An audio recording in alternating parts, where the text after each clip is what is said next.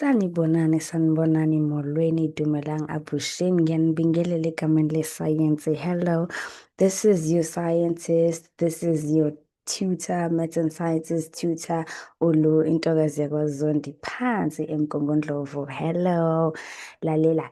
Namhlanje sibuyile. I know it's been inyanga yonke igcwele mfi. I'm so sorry for that.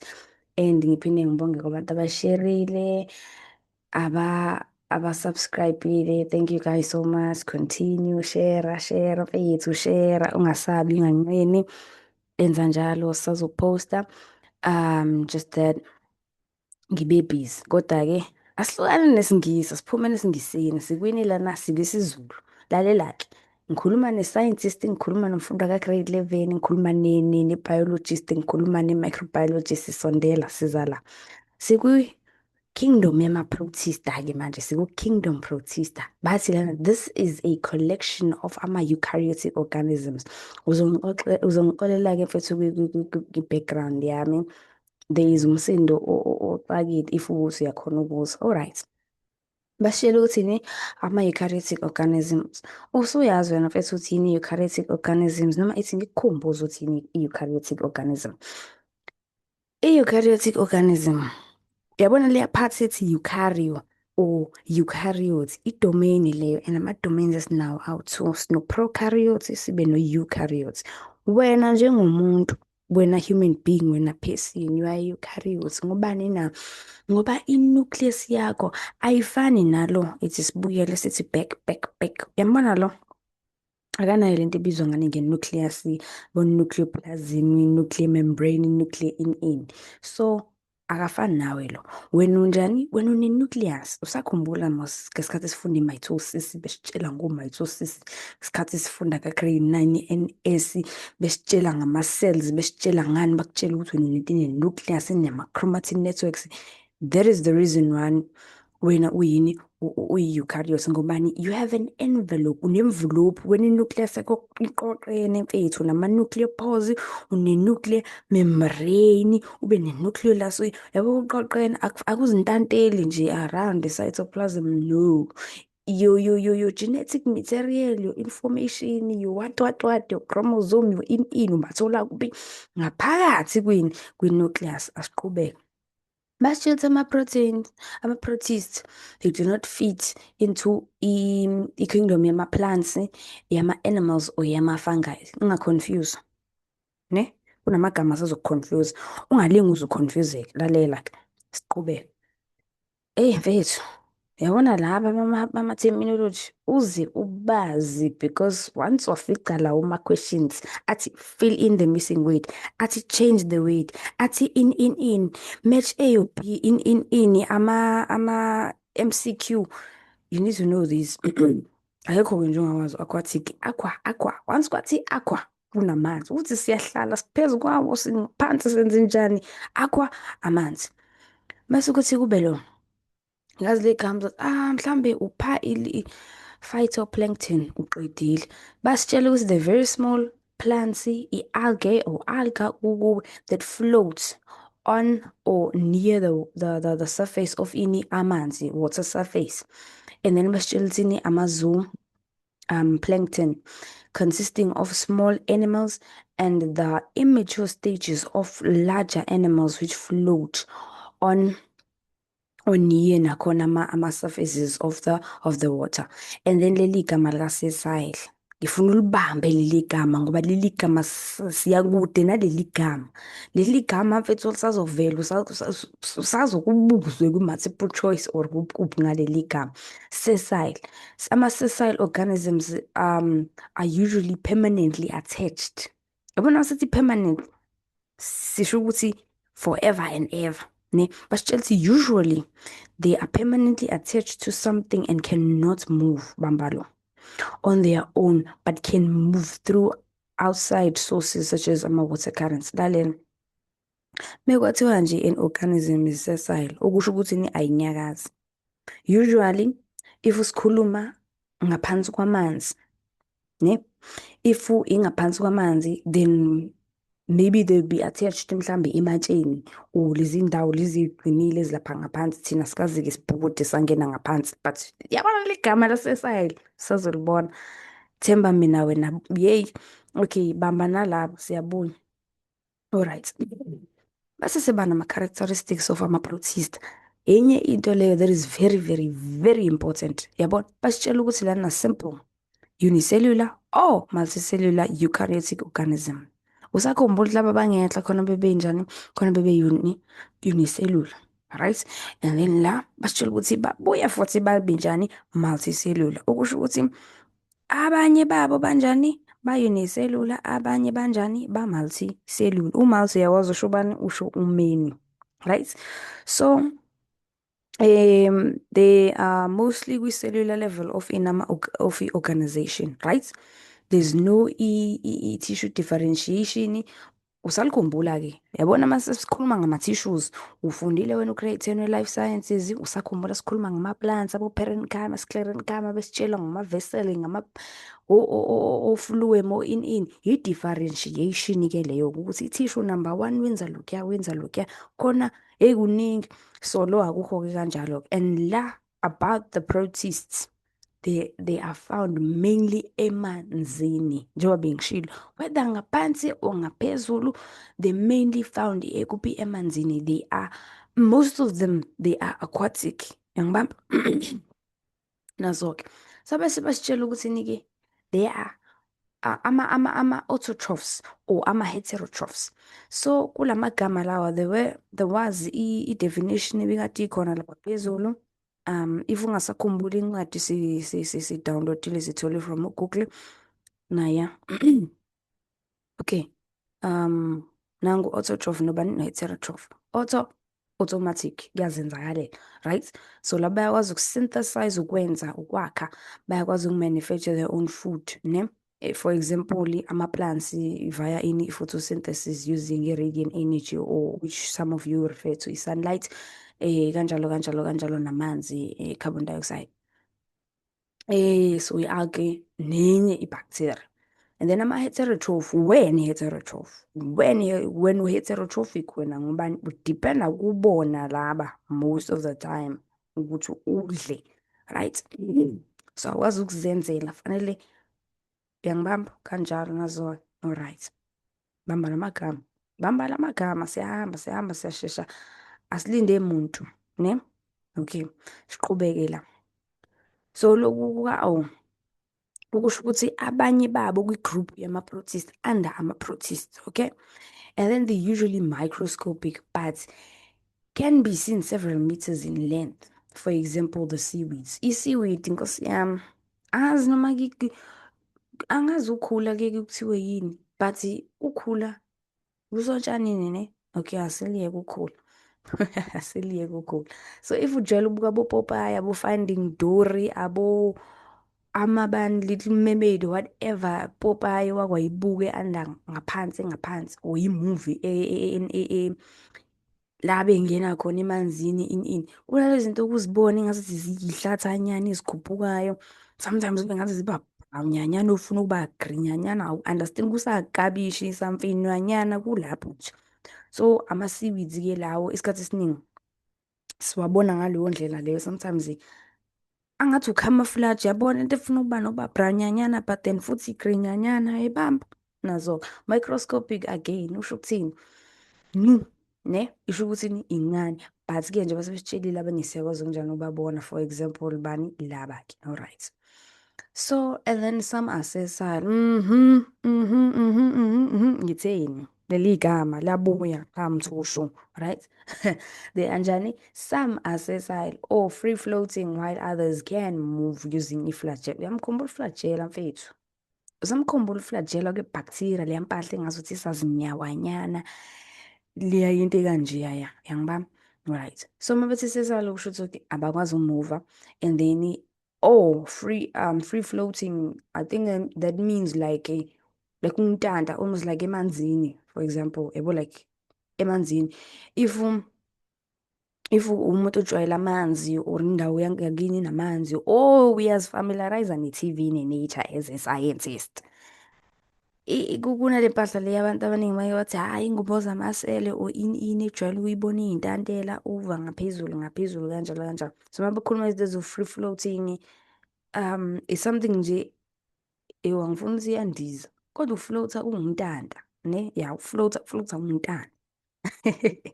Okay, so flagella is that whip-like structure ngathi sweep, yabona, ebisetshenziswa ama-bacteria so that ezokhona ukuthi akhona ukuthi ukumuva. So um uyayithola futhi nakhona kuma-protists, right? So this is or move using false feet. It's called pseudopod. Mamela. Yabona leli gama leli pseudo. Whether it's pseudo or pseudo, hey, siyaphuthuma la. So pseudo lo means false. Yabo wasibona nje leli gama kakhulu kwinto nje ni life science. Just know there's false ntontoni. Khona into ezenza sakuthi but then engeyona kahle hle, right? So sometimes ubona lo pseudopodia under la cause iy'ncwadi azifani. Kwesinye isikhathi uzobona babhale pseudopodium, ne? So it is ngizothini, ama-proteins, ne? Lawa, for example, i-amoeba, ne? They use lezi zinto lezi zingazuthi ziyiflagela, like ingazuthi isanyawanyana, kuyinto ephumele ngaphandle kwi-cytoplasm. So imagine iseli yakho njengoba wazi ne-cytoplasm, ne? Imagine like i-cytoplasm engazuthi like iyaluleka, yabona engathi iphuma ngazuthi sasicabanyana, yabona into engazuthi iy'nyawo but then futhi ayizona but yisebenzisela i-movement, yabona. That's why bewufaka lo podia noma podium but then bafaka lo pseudo because it's not really izinyawo but then it's something eyisebenzisayo for locomotion. Iphinde futhi isebenzise ukubamba phela i-prey, angisho ukubamba i-prey. Okay, right. So ibamba i-prey ngakho or imove because the amoebas basa animal like sizofika. Okay, so they also ama-protists, they also can produce both sexually and asexual. Okusho ukuthi kusho ukuthini? Okay, okay.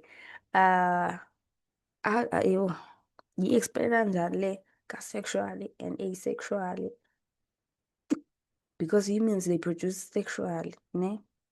Right? They produce sexual humans. There's the mother, there's the father, there's, hi guys. Yeah, bambaloko. How? Okay, so usually, because actually there's two partners that are involved, ne? There's the female part, there's the male part, ne? Of maternity no paternity, then there's the zygote, the thingy, when sometimes ma-animals isey'hlahleni or ini ihlangana isilisa nesifazane, then the thing happen, ne? And then kwe-asexually, it's more of asikho isidingo sokuthi kube nabo bobabili like u-female no-male. There's no need kahle kahle ukuze kuproduce-ke. There was a part la phezulu ebikhuluma naye, okay, ebikhuluma ngani this word binary fission, okay. It's multiplication under like bacteria, okay, asexual, ne? Okusho ukuthi there's no need kahle kahle ukuthi like silisa iba noma nobaba, yabona. I-cell nje vele is divide and then kubuluke kuphumile then kugrowe lama-cells kanjalo kanjalo kanjalo, yabo. There's no need ukuthi kube no daddy no mami, yabo, into kanjalo. Okay, bese siqhubeka kanjalo-ke basitshela ukuthi there's 3 groups of ama-protists that are recognized. Sino oqala, plant like, lalela, plant like, it's not a plant nje, yabona, because basitshelile la ngenhla ngesikhathi sifunda ukuthi they do not fit into the plant animal or fungi kingdoms. So they are like because they have certain characteristics, ne? Certain characteristics asizweke. The mainly unicellular organisms found in aquatic environments. Aqua, amanzi, aqua. Okay? Most are autotrophs. Yini enye autotroph oyikhumbulayo? Yini enye? a plant. Angisho. Okay. So the free floating aquatic plant-like protists are called ama-phytoplankton. So usakhumbula wena ngesikhathi ufunda ugrade 10 or ugrade 6 ngesikhathi ufundiswa ngama-food webs, i-food chains, bekuba nalento ebibizwa nga-primary producer, izinto ezikanjalo. So cabanga ama-phytoplankton as ama-primary producers ngaphansi kwamanzi. Kuzoqala wona, kulandele okunye, kulandele okunye, kulandele okunye, mhlambe kube uwena gcina usudla ufishi, ngibamba gcine ngawe lapha phezulu kwi-chain, or gcine ngushaka omkhulu ufishi kanjalo. Okay, so they are plant like, ngibamba, bayakhona ukuthini bazenzele bona le mpahla. They are also the primary producers, also like ama-plants kuma-chains. There is njengoba kuma-plants i-photosynthesis, yangibamba, yeah, ukuthi they're able to convert energy from the sun, ukuze bezokwazi ukuzigenerate-ela, ukuzenzela, ukuzimanufacture-ela bona ukudla. Okay. Again, animal like, yeah, nalaba, they do not fall under my animal kingdom, but they have certain characteristics, right? So the animal like, they mainly heterotrophic, free living unicellular animals living in an aquatic environment. Umuntu why kuthiwa unicellular animals? Guys, they do not fall under ama-animals. They do not fall under a kingdom ya Animalia. They look like ama-animals, ne? They feed on ama-phytoplankton, right? They're more like inkomo idla utshani, right? Khona primarily producers, and there's the second one, ibizwa ngani bona? I-consumer, the primary consumer, yeah, edla utshani. So nabo they like ama-primary consumers. They feed on mostly ama-phytoplanktons or kanjalo, ne? So abakwazi ukuzenzela ukudla. I-example nayi i-amoeba. Remember ngithe kuwe i-amoeba, it has i-pseudopodium. Leya mpahla leya isebenzisa to engulf i-prey, right? Engulf i-prey ukuthi ikhona ukuyibamba i-prey yayo. I-prey is umzingelwa, like inyamazane to ibhubesi, right? Inyamazane is a prey, ibhubesi is a predator. So nalaba it's the same thing. So mase bathi some parasitic and can cause and causes ama-diseases such as malaria. All right, khumbula-ke, this is into enjani, ihlala emanzini, ne? Ihlala like kakhulu uzozithola zisemanzini, ne? So obviously it makes sense. Usayikhumbula indaba ye-malaria, about amanzi angekho clean, or amanzi anjanjanjani.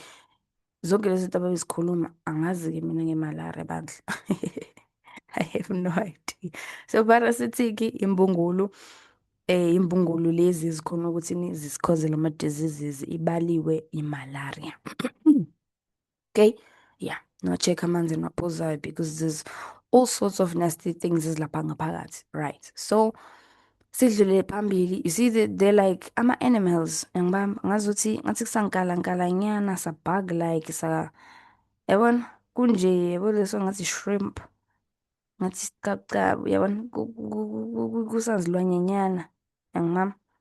Na, alright, mase sifika ngonamba gcini-ke, i-algae. So i-algae multicellular, and yona, unlike laba abanye abangendle, it is microscopic.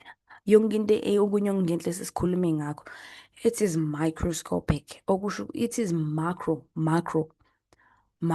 like isitolo macro, it's big. Is this lapana, the big. So the microscopic is not necessarily ukuthi how i-fridge, how yindlu or in. It's just that it's big enough for you to see it ngamehlo akho, right? It's big enough, like in Tutsuwani, you can actually see, oh, we see it's miniature, it's small, it's tiny, yes, but then compared to viruses and bacteria and it is macroscopic. Ne? You don't really need kahle kahle ukuthi ngithathe i-microscope ngiyibheke kanjalo kanjalo. Okay. Example, seaweeds. So this is a species of a red seaweed. Igama lakhona-ke leli is a scientific name. They harvested along the South African coast to produce the agar or agar. Seaweeds contains various photosynthetic pigments which give them a green, red, or brown color. So kule to just to ucacisa, it's not wonke ama-plants guys ini azovela ihlaza ngokombala. Okay, it's not wonke azovela ihlaza ukuthi oh chloroplast in manje kumele abe green. No, chloroplast, chlorophyll, yabona ama-green pigments. Okay, so it's not wonke okuwukuthini azoba hlaza sharp. So ama-seaweeds may be free floating or sessile attached to a substrate. Okay, so le kubuye ngazuthi itshe leli ne ngazuthi i-attachile yabona ngathi nje ayi-movie ngazuthi inyakaza nje lokho ukuthi kodwa ime ndawonye yabona mhlawumbe singawukudlula kwesilwane thizeni then inyakaze yabona isihlahla sime ndawonye but then inyakaza ama-branches nama-leaves so ngathi ustakile lo ngathi u-attached nje ustakile. Okay, bese singena kufangayi or ufangi nkosi yami. Oh, alright. So i-example nje emnandi futhi yabo nje imnando kwangempela kwifangayi esidlayo ama-mushrooms guys. So ama-mushrooms ifani into yawo because most of the time I'm sure abanye abantu bayeke banotice ukuthi if kunethile imvula bese emakhaya kunokhukhuye kini utshani lobu basigcekeni basebaleni ku I think futhi like makuhlaza not nje but makuhlaza buhlaza kunetha imvula nje enkulu kushaya utanda ini nivala mhlambe like for like an hour nisendlini once naphumela ngaphandle sekunama-mushrooms maybe awu-6 or 7 fast like aqhamuka thushu. Okay, so you can check naleyo ukuthi kwenzakalani. Okay, so okunye okubalwayo yeast, ama-molds. Abantu abaningi ngicabanga ukuthi ama-molds sekibabona emakubo. There's also nje enkulu kakhulu isikhunta guys, isikhunta yini bread mold, isinkweni bread mold.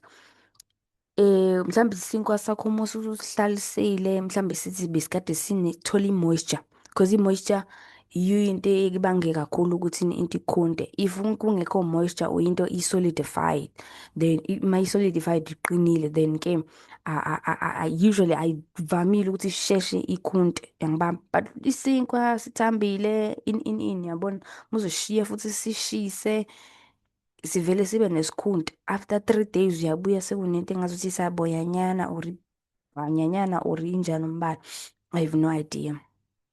Rusty, yabona nje zonke lezi zinto lezi. Okay, so here's another important word okuleli gama usazolibona kakhulu. Yabona if you're going to be a biologist, you're going to be uzostudisha ama insects, this word usazolibona. Okay, so it's a fibrous substance consisting of polysaccharides, right? Usakhumbula ke from grade 10 ukuthi ama-saccharides they fell under carbohydrates, about disaccharides, monosaccharides. Okay, which is the major constituent in the exoskeleton of arthropods and the cell walls of fungi. Okay. Then you have a hyphae or hyphae. Yeah, I said a hyphae. A network of multi-celled thread-like filaments forming the mycelium of a fungus. Okay, so ufangi igama plural form and then ufungus igama singular form. Okay, and then you have mycelium. It's a vegetative mass or network of a fungal hyphae found in and on soil or organic substrates. Okay guys, kuzofanele ukuthi uzifundele-ke wena i-terminology le kufanele ukuthi uzifundele yona. Yeah. I-terminology ngisengenzela nje ukuthi just to highlight. Um, yeah. Kwenzela ukuthi amagama ungawakhohlwa because abalulekile especially if wenza ama-multiple choice nanoma ngabe yini.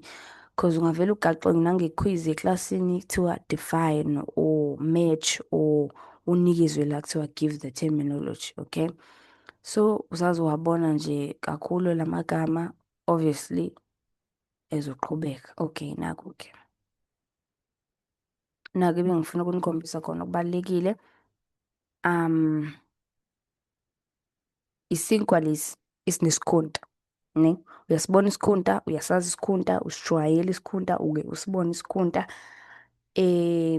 Isinkwa nje into futhi ekhonda lokho ngempela. Uma wakahlala emqashweni ungenafriji noma ngabe ikuphi, wahamba ilanga kade lishisa, washiya i-rice lakho, wathi uzobuya washeshe wangabuya, mhlambe kuphela u-3 days, wabuya sekunjeya ya. Ifangayi-ke leyo guys, and it's fungus, ufange kukuwe. And then you have ama-toadstools. So I think the reason why le ibizwa ngokuthi i-toadstool, again, sibuyele emamuvini, nakopopayi, amaqoqo or amaselesele, ama-toads lawa ahlala ematsheni, hhayi la ahlala emanzini because i-toad le ihlala etsheni and then i-frog ihlala emanzini. So it's believed ukuthi zihlala kulezi zinto. Stools, istuli, yabo. So yeah, I think babaqamba kanjalo. And then the delicious, oh Nkosi yami, ama-mushrooms. You have ini? Ama-mushrooms. Ama-mushrooms amnandi. Angikhathali mina ukuthi uthini. Amnandi ama-mushrooms. And I think most of us esike sayibona le. Like whether ninesihlahla kini or aninaso isihlahla, isesikoleni, isegroundini, isepaki or kuphi, I'm pretty sure isehlathini mawukuthi uyakwazi ukuthetha. You've seen le mpahla le, ne? It's bracket fungi. I'm pretty sure usuke wayibona, right? Basifakele only ama-figures awu-4 la, okay? But it's okay. It's fine. Yeah, just read through terminology. And okay, masukuba ama-characteristics, guys. Again, ama-characteristics are very important. Characteristics, ama-structures, if ukuthi akhona, ama-definitions, i-terminology, kufanele uzifamiliarize nazo zonke lezo zinto, ama-similarities, comparisons, kuphi, okay? So, fungi, guys, they are eukaryotic. They are mostly multicellular. They're mostly at a tissue level of organization. They are saprotrophic. They have both in to one. They produce both asexually and sexual, right? Of which again my examples is what keep it, right? So abanye multicellular, mostly nje multicellular, and some they are unicellular, okay? They are eukaryotic, okusho ukuthi they have a nuclear membrane, banaleya mpahla. The nucleus nje, it's a true nucleus, okay? And then they are heterotrophic, since they lack a chlorophyll. Njenganathi, human beings, we do not have a chlorophyll, therefore we cannot convert radiant energy or sunlight into chemical energy, then sizakhele thina ukudla kwethu. So if fungi that live off dead organic matter are said to be saprotrophic, right? Yeah. Usaprotrophic, it's heterotrophic absorption. So laba badla, for example, ngithini, if kufe isilwane thizeni, like mhlawumbe kukhona into efile, whether it's a plant or isilwane, then sasizangenela emhlabathini, there are these organisms esisiwabize ngama-decomposers isikhathi esiningi they la phila off i-dead organic matter, right? So they are usually referred to ama-autotrophs, ne? Yeah, okay.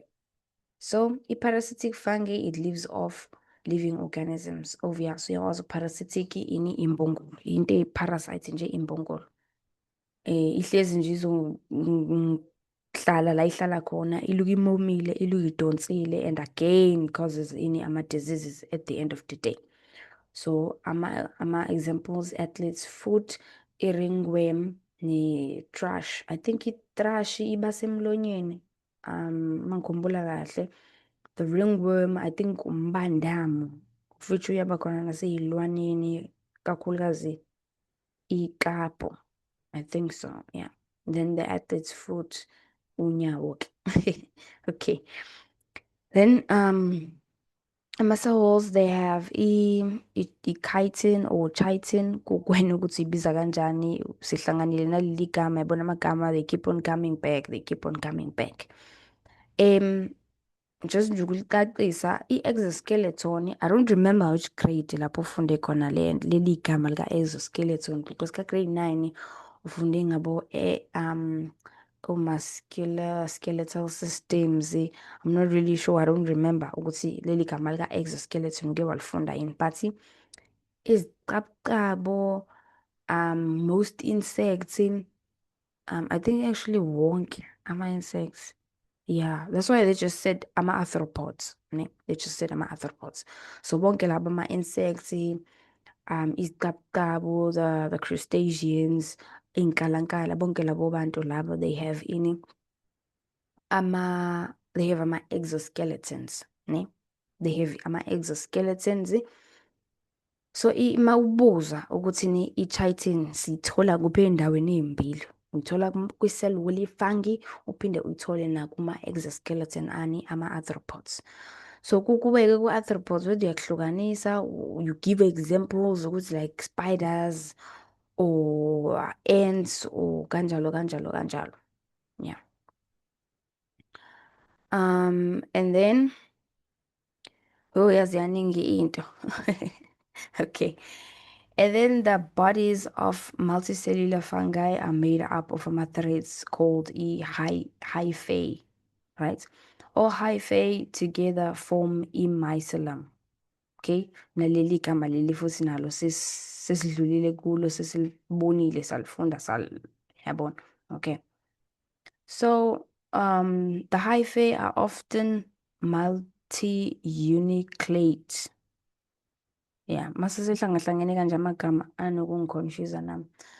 Multi-nucleate. Yeah, angazi yini nguthatha. Okay, so many nuclei, ne? Ifungi, njengoba ngishilo ukuthi it can produce sexually or asexual. And then asexual production in unicellular fungi, such as yeast, is by binding. Again, binding, nangula pezolo, is a form of asexual reproduction involve the pinching of offsprings from the parent cells. The offspring cell is genetically identical to the parent. Okay. Leli gama lika budding, it's very hard ukuthi ngilimenshine because some people abayenzi i-agricultural sciences, like they don't really bagxile kakhulu kuma-plants and trees. Yeah. But those abenza agricultural sciences, they will understand, they will remember kombe ukuthi oh sikhuluma nge-budding, yabo. Mabethi pinch off, right? Okay. Yeah, I think sengiqedile. And then la i-activity, please-ke bandla ngiyacela uzifamiliarize nalama activity. Noma kuthiwa le video ithatha isikhathi esingakanani, it's okay. Uzophoza then ubuqhubeke bukuwo ukuthi umisa kanjani, but then I hope ukuthi uyifinda i-useful. I hope if ukuthi ubungayanga eklasini then kukhona uku-understandile or ozoku-understanda, okay? So name the five kingdoms which represent all ama-living organisms. So uyawazi usuwafundile then uzowabhala. Again, nayi enye into ebalulekile. Internal structure of a bacterium. You're supposed to know, ngikushilo lo ukuthi you're supposed to know ama-characteristics, ama-structures, ama-structures wakho fanele ukwazi kwa-annotate, walabelishe then u-annotate ubhale ukuthi how i-nucleic acid controls all the activities, ama-activities, and then it transmit hereditary characteristics ne akho. Nje fanele uzazi zonke lezo zinto ukuthi i-cytoplasm yenzani or the plasma membrane. Yabona zonke lezo zinto lezo. Um, ama-characteristics, ama-labels, annotations. Futhi you must know how to draw leyo yinto leyo. You must know how to draw. I remember nami ngesikhathi ngenza grade 11, I drew it perfectly nje. Yeah, yeah, I'm proud of myself. Bacteria. Yeah, ufake i-flagellum, usho flagella or flagellum isetshenziswa for ini i-movement or motion or locomotion kokwena. And then characteristics again. Mase bathi explain why viruses are not placed into one of ama-kingdoms. So again nayo i-virus kumele ukhumbule ukuthi structure sayo sime kanjani. Fanele ukhumbule ukuthi kuma-nucleic acid, it can have either i-DNA or i-RNA, not both, ne? Ama-viruses a-affecta iy'lwane or ama-animal cells. It's either ne-DNA or ane-RNA, not kokubili. Then ama-viruses a-affecta ama-plant cells wona a-container i-RNA. Ungakudidanisi lokho, ne? Ungakudidanisi because you might be asked ngempela ama-questions akanje, but then mase uba confused, okay? Ama-table akanje, you might find them ema-testini. For anyone nje owenza grade 11 kuphi might find izinto ezikanje. You must usho la, is it unicellular, is it multicellular, is it eukaryotic, is it yabona prokaryotic or neither? Yabona mode of nutrition, is it heterotrophic, is it saprotrophic, is it heterotrophic? Yeah, zonke lezo zinto lezo fanele uthini uzazi. And this one is a practical investigation ukuthi maybe your teacher uzonenzisa yona eklasini, of which already abanye sebeyenzile abanye abakwenzi, but kwawena ungazenzela le ubone ukuthi kahle kahle yenzeka kanjani i-fungi, fanele i-environment ibe njani ukuze uzothola i-fungus or fungi. Yeah. And then I think like ama-test ozowathola at the end of the day, they'll have something ikanje. Yeah, okay. So I think usalikhumbula-ke leli gama. Yeah, sisazofika la. Don't worry about it. Okwakho kubalulekile ukuthi you must try out lento because every time ku-life sciences there's always going to be i-investigation of some sort or i-paragraph or i-scenario thizeni, then mese ubuzwa ngo-dependent, fixed variable, yabona, ubuzwe ngabo validity, yabona into ey'kanjalo leyo, reliability, zonke lezo zinto lezo. So you must know because le mibuzo uzobuzwa sure, whether i-test or i-exam, okay? Yeah. Yeah, okwamanje I think sizoyivala la. Sizoyivala la for now. And I hope ukuthi wonke umuntu uzi-enjoyile. Yeah. Okay. Bye.